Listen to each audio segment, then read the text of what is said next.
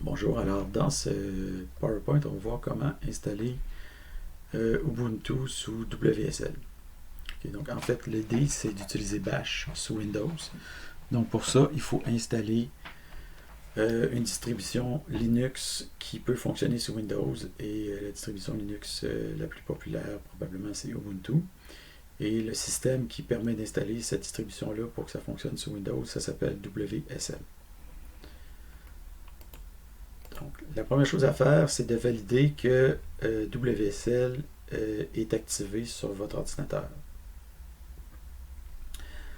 Donc, ce que vous pouvez faire, vous pouvez ouvrir une fenêtre de commande, puis faire la commande where WSL pour vérifier que WSL existe bien sur votre machine.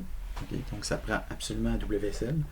Donc, si WSL n'est pas là, c'est parce que votre Windows, vous n'avez pas Windows 10 ou votre Windows 10 n'est pas à jour. Donc, il faut mettre à jour Windows 10.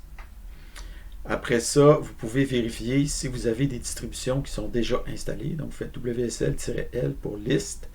Ça va vous lister les distributions Linux qui sont déjà installées. Donc, moi, par exemple, vous allez voir, moi, j'ai la distribution Ubuntu 20.04 qui est installée. Mais probablement que vous n'en aurez aucune. Donc, moi, j'en avais aucune au départ, j'ai dû l'installer. OK? Donc, si jamais vous n'avez pas la distribution 20.04, ben, suivez la suite des étapes. Si vous avez déjà 20.04, vous avez fini, vous êtes déjà bien configuré, vous pouvez laisser tomber ce PowerPoint en quelque sorte.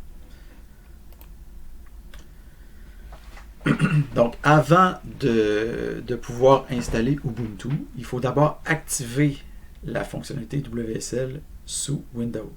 Donc, pour faire ça, vous pouvez vous rendre à l'adresse que vous avez ici, puis exécuter la commande que vous allez retrouver en haut en mode admin. Okay. Donc, vous n'avez pas à activer. Je vais aller voir un peu qu'est-ce que ça donne cette affaire-là. Donc, c'est ça ici. Donc, install the Windows Subsystem for Linux. Donc, vous avez ici la commande à exécuter. OK. Là, c'est marqué PowerShell, mais bon, ça peut être exécuté en mode en CMD ou en PowerShell. Puis, vous n'avez pas à updater pour WSL2 parce que nous, on va se limiter à WSL1. Pourquoi? Parce que c'est seulement les extrêmes dernières versions de WSL, l'extrême dernière version de Windows qui peuvent fonctionner avec WSL2 et je n'ai pas cette version et je ne m'attends pas à ce que tout le monde d'entre vous allez avoir cette version-là non plus. Okay? Donc, vous vous contentez de WSL1. Ensuite de ça, vous allez devoir télécharger ou installer Ubuntu. Donc, vous pouvez l'installer à partir du Windows Store. Donc, si ça marche pour vous, tant mieux, faites-le. C'est peut-être ce qu'il y a de plus facile à faire. En ce qui me concerne, moi, j'ai un ordinateur fourni par le Cégep et le Windows Store, on me le bloque. Donc, comme on me le bloque, je dois me l'installer d'une autre façon. Donc, vous pouvez vous rendre ici sur la page que vous avez ici et vous pouvez, après ça, rendu là, ici, télécharger la version Ubuntu 20.04 tout simplement. Et une fois que vous allez l'avoir téléchargé, vous allez exécuter l'installateur. Il va, à ce moment-là, que ce soit cet installateur-là ou que ce soit quand vous allez rouler à partir du Windows Store, présumément, il va, à un moment donné, vous demander un nom d'utilisateur par mot de passe.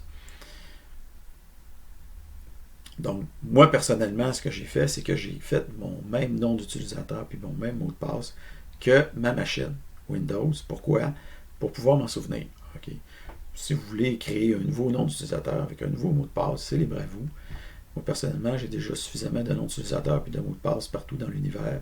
J'essaie de limiter lorsque c'est possible. Okay. Ça ne veut pas dire que je fais toute la même chose partout, mais quand on est sur ma machine, si quelqu'un a réussi à accéder à ma machine avec mon nom d'utilisateur, mon mot de passe, je m'en fous pas mal qu'avec le même nom et le même mot de passe, il accède à ma sous-machine Ubuntu. Disons que ma machine est déjà compromise à partir de là. Donc, ça se peut que vous ayez, une fois que vous ayez fait ça, ou peu importe, ça se peut qu'il y ait une fenêtre batch qui s'ouvre automatiquement. Okay.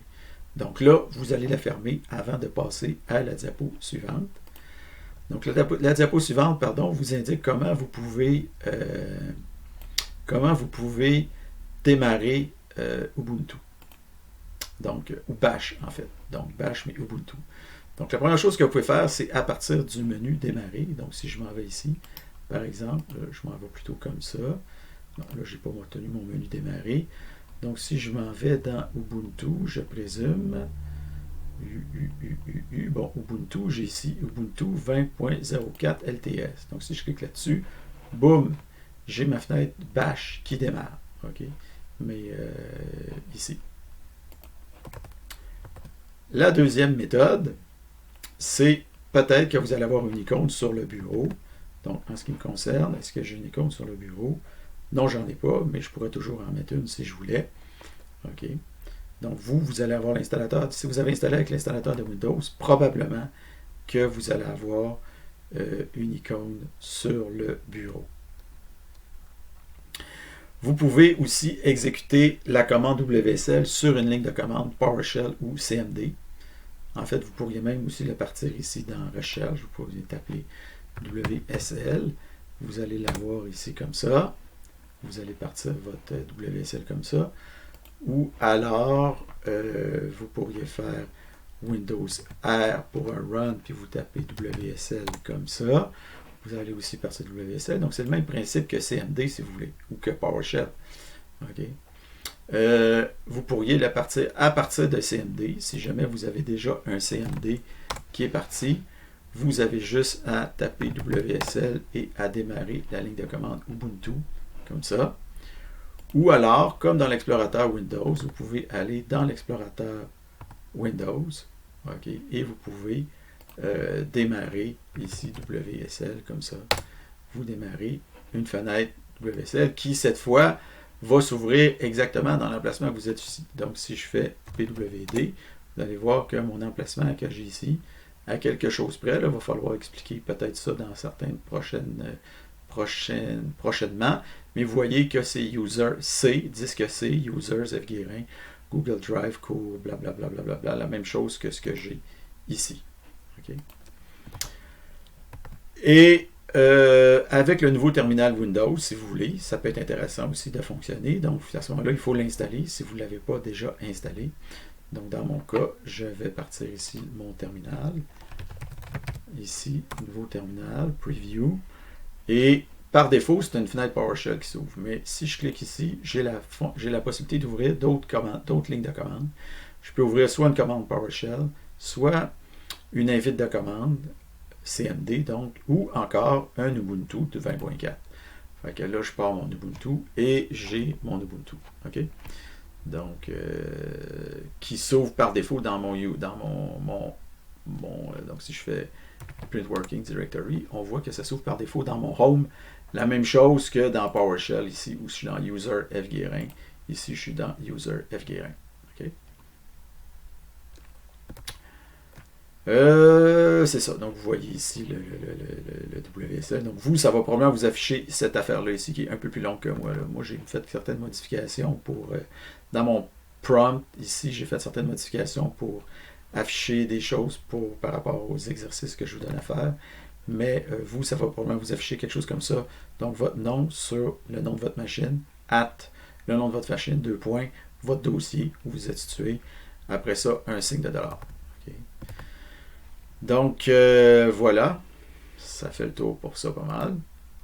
Donc, une fois que vous allez avoir fait ça, ce qu'il faut faire, c'est mettre à jour Ubuntu. Parce que quand vous allez l'avoir installé, il ne sera pas à jour tout à fait. Donc, contrairement à Windows qui se met à jour automatiquement, que certains considèrent une bonne chose, mais que d'autres considèrent une mauvaise chose, dans Linux, il faut que vous mettiez vous-même à jour votre machine. Donc, il existe dans Ubuntu un gestionnaire de package qui s'appelle APT, qui vous permet de faire cette mise à jour-là. Donc, APT, en fait, c'est un package manager qui est hérité de Debian. Mais Debian, c'est une distro qui a plusieurs descendants, dont Ubuntu. Donc, Ubuntu utilise le même package manager que Debian. Donc, la première chose à faire, c'est rafraîchir la bibliothèque de package que possède le package manager. Pour ça, il faut faire un apt update. Donc, la première chose que vous faites un sudo apt update. Donc, par exemple, si j'en décidais d'en faire un ici, je pourrais faire sudo apt update. Et là, il me demande mon password. Et Bon, là, il est en train de se mettre à jour.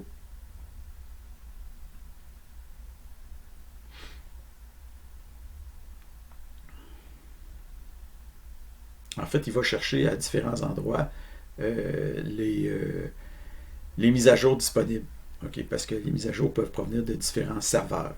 Okay, donc, ils vont charger dans différents serveurs les mises à jour qui sont disponibles. Puis là, à un moment donné, ils vont m'écrire, ils vont m'afficher probablement le nombre de packages que je pourrais mettre à jour. Fait que là, il me dit ici, 53 packages peuvent être mis à jour. Donc, une fois que vous voulez, si vous voulez voir la liste de ces 53 packages-là, vous pouvez faire apt list upgradable. OK, /upgradable. Donc, si vous faites ça, vous allez voir la liste de vos 53 packages que vous pouvez mettre à jour. Personnellement, enfin. Donc, là, je vais continuer.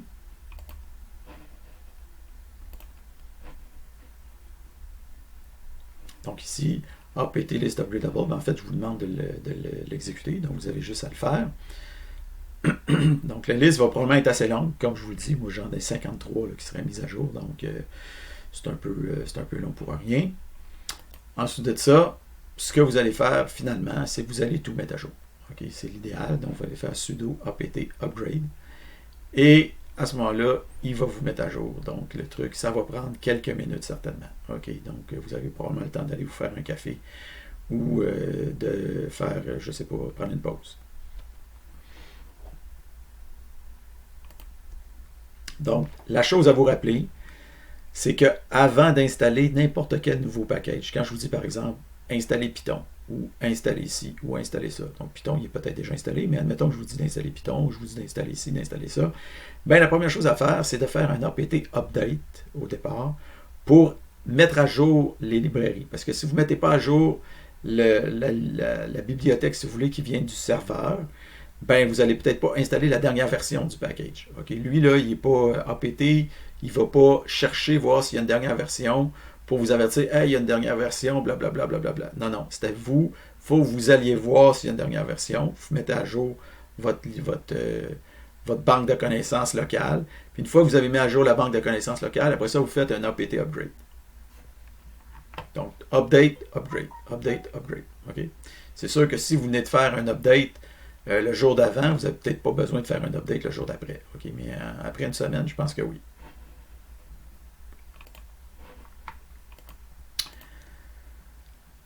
Donc, si jamais vous aimez l'idée qu'il existe des package managers qui sont disponibles, ben, vous sachez qu'il y en existe aussi des package managers qui existent pour...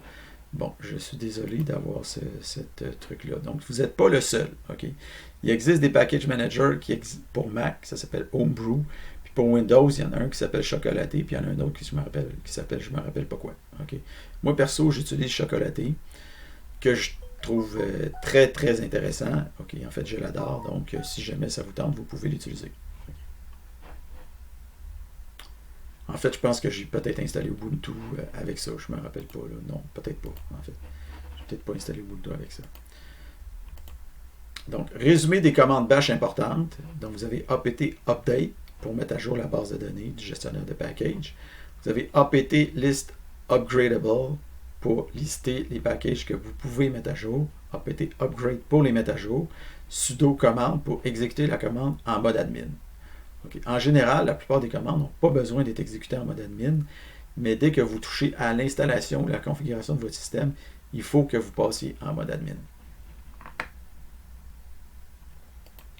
Alors, petite mise en garde en terminant. Dans ce cours-ci, vous risquez de rencontrer certains problèmes à l'occasion qui vont être dus à la configuration de votre machine. Okay. Personnellement, je ne suis pas en mesure. Si on était au cégep, vous avez tout le monde le même ordinateur, puis en général, ça va bien. Okay. Mais c'est sûr que je ne serais peut-être pas en mesure de vous aider, chacun d'entre vous, pour faire fonctionner tout sur vos machines personnellement. Okay. Donc, vous avez quand même une bonne responsabilité sur vos épaules de faire fonctionner les choses. Mais, je peux vous supporter si vous répondez aux critères que vous voyez ici. Vous avez la dernière version de Windows mise à jour. Okay. Vous avez installé WSL version 1 et vous utilisez Ubuntu 20.4. Si vous décidez d'utiliser une autre distribution que Ubuntu 20.4, je ne suis pas responsable. Vous le faites à vos propres risques. Okay. Si vous décidez de faire le cours, non pas dans Windows, mais de le faire directement dans Ubuntu, parce que vous avez une machine Ubuntu quelque part, je ne suis pas non plus responsable de ça. Vous le faites à vos propres risques, encore une fois. OK? Donc, perso, je ne vous le conseille pas parce que je m'amuse souvent à jouer, à passer entre Windows et Ubuntu. Donc, je ne vous conseille pas nécessairement de faire ça. Mais si ça vous tente, si vous êtes des aficionados de Linux, puis que vous avez déjà une machine Ubuntu ou une machine, je ne sais pas moi, Debian ou Kali Linux ou je ne sais pas quoi, ben garde, c'est correct, vous pouvez aussi le faire comme ça. Mais vous le faites à vos propres risques. Mais j'imagine que si vous avez une machine Linux installée, c'est parce que vous êtes déjà un king de la configuration des machines, donc probablement vous n'aurez pas besoin de mon aide.